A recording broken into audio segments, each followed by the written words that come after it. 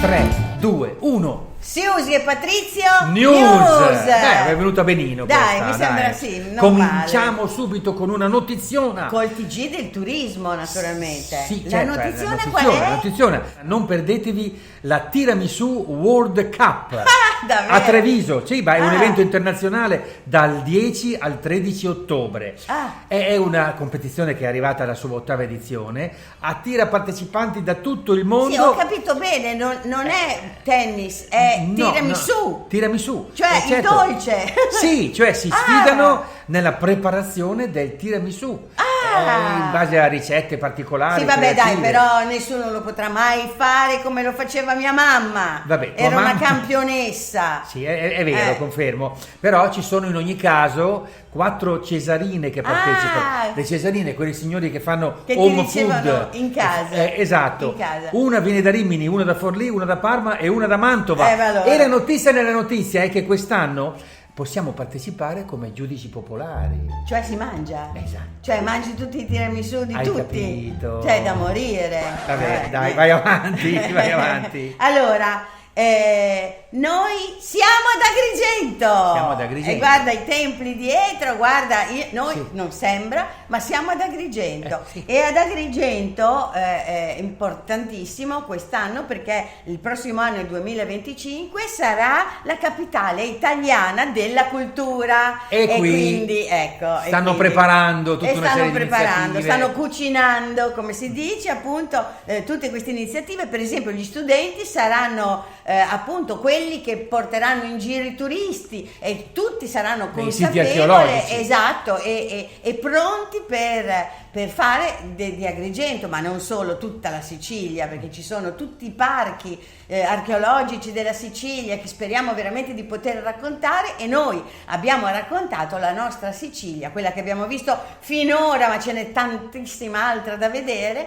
Sì. appunto al Teatro Pirandello, dove abbiamo raccontato la nostra Sicilia, ma ce ne sarebbe Se da andate a dire. vedere su Italia Slow Tour abbiamo i nostri filmati sulla Sicilia. Speriamo di poterla raccontare ancora, di raccontare altri parchi, altri luoghi meravigliosi della Sicilia. L'altra notizia praticamente è collegata, Sì. non siamo in Sicilia ma siamo in Alta Murgia, stiamo Ah. parlando della Puglia, paesi come Altamura, Andria, Gravina, Castel del Monte ovviamente. Certo. L'Alta Murgia ha ricevuto il riconoscimento di Geoparco Mondiale UNESCO.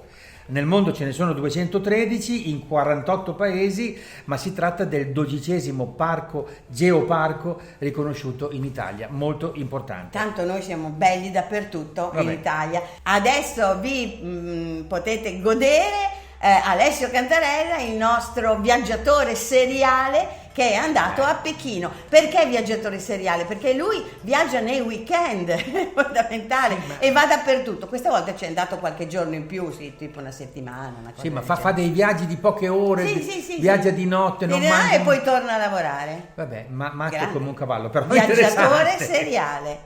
Ciao Siusi, oggi sono in piazza Tiananmen a Pechino, una delle piazze più grandi del mondo, in cui si trovano il mausoleo di Mao Zedong e il Museo Nazionale della Cina. Proseguiamo verso la città proibita, il maestoso Palazzo Imperiale, che fu la residenza degli imperatori delle dinastie Ming e Qing. Con oltre 9000 stanze, è un esempio straordinario di architettura tradizionale cinese e patrimonio dell'umanità dell'UNESCO. Poi ci spostiamo al Palazzo d'Estate, un complesso di giardini, laghi e palazzi che serviva come residenza estiva per gli imperatori. Il lago Kunming e la collina della longevità sono tra le sue attrazioni più affascinanti. Infine visitiamo il Tempio del Paradiso, un complesso religioso taoista dove gli imperatori pregavano per un buon raccolto. Con i suoi 22 milioni di abitanti, Pechino è un mix perfetto di tradizione e modernità. E queste sono solo alcune delle attrazioni che sono riuscito a vedere in un weekend.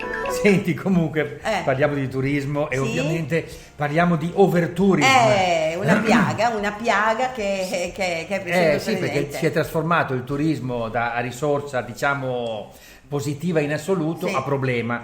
I numeri del turismo quest'anno sono tornati ai livelli pre-Covid e li stiamo superando. Addirittura. E le zone più densamente popolate dai turisti pare che siano la Costa Brava in Spagna, Opatija in Croazia Ma dai. e al terzo posto, guarda caso, Venezia. Venezia, vabbè, ma insomma Venezia infatti affonderà perché ci sono troppi turisti. Vabbè, adesso facciamo gli scongiuri.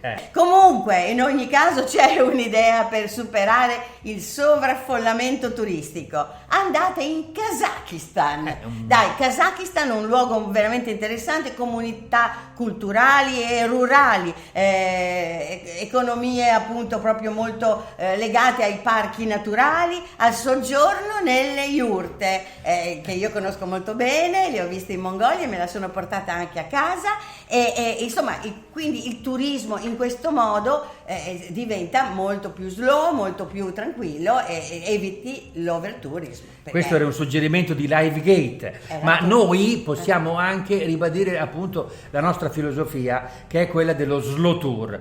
Sul nostro sito Italia Slow Tour trovate decine di filmati che raccontano degli itinerari nelle zone interne.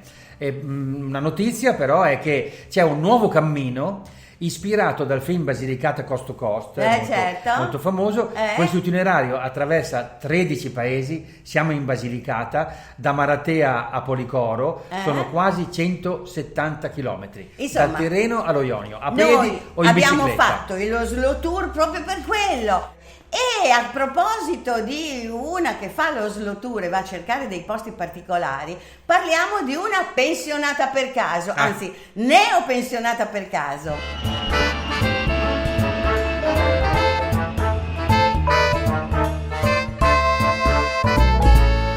Cristina, ecco, lei definisce se stessa come laureata in stradologia, cioè per la strada, e specializzata in randagismo avanzato. Infatti il suo blog si chiama appunto Randagia nel mondo. Lei è Cristina e a differenza di diciamo, visto che è una signora che da sempre viaggia da sola, a differenza delle ragazze che si fanno i selfie, tutte queste cose, qui dice io non sono così, io insomma non mi faccio neanche tanto vedere. La vediamo un secondo e poi vediamo soprattutto il suo viaggio in un Egitto completamente diverso e imprevisto, diciamo. Ecco, Cristina. Ciao Siusi, ciao Patrizio e ciao a tutti da Pinerolo.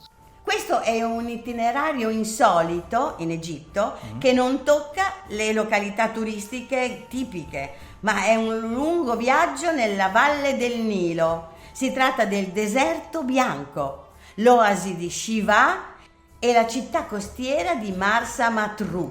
Costo degli hotel solo 20 euro al giorno. Ecco, invece costerà dal 2025 entrare nel Regno Unito, perché bisognerà fare una sorta di visto obbligatorio, un visto elettronico, l'ETA, che costa circa 10 sterline, insomma, anche per i neonati e anche per i bambini. Va da 2 anni, basta che tu non rimani nel Regno Unito più di 60 giorni. La notizia l'abbiamo tratta da Travel Non Stop, che è appunto il sito dove voi potete rivedere il nostro TG. Ma perché? Come si permettono? Scusa, ma perché? Ma non sono più in Europa, quindi... Ma non è mica neanche per le 10 sterline, è per tutta la faccenda andare sul web, registrarsi, fare una cosa elettronica. Non ti piace? No, mi viene freddo. Vabbè, vai avanti. Però vi dovete ricordare che sul web ci sono le ville medicee che ho registrato, che ho fatto, che ho raccontato. 10 ville medicee, no? E l'ultima è a Poggio Imperiale. Poggio Imperiale che è oltretutto un luogo dove c'è un educandato, no? Ma ci ha studiato la Regina d'Italia, la José, la Maraini, le Fendi, ma non solo, è una scuola statale, in realtà ci possono andare tutti e molti anche con la borsa di studio, ma la villa è estremamente bellissima, insomma, e ci sono tutti, è estremamente bellissima, e ci sono gli arazzi cinesi fatti apposta in Cina per decorare queste stanze dove dormiva la José. Sì, dai che siamo ai titoli di coda. Sì, segnatelo, l'8 ottobre, che fa anche rima, A Napoli, a Santa Maria la Nova, la chiesa, faremo la conferenza stampa nella quale presenteremo il documentario, l'inizio di un viaggio che abbiamo fatto e che ho fatto in Romania, sulle tracce della tomba di Dracula, la vera storia di Vlad Tepè l'Impalatore. L'8 ottobre ci vediamo lì. Sì, ma poi mi raccomando, insomma, potete rivedere il nostro TG del turismo, oltre che su Turisti per Caso, anche su Travel Non Stop.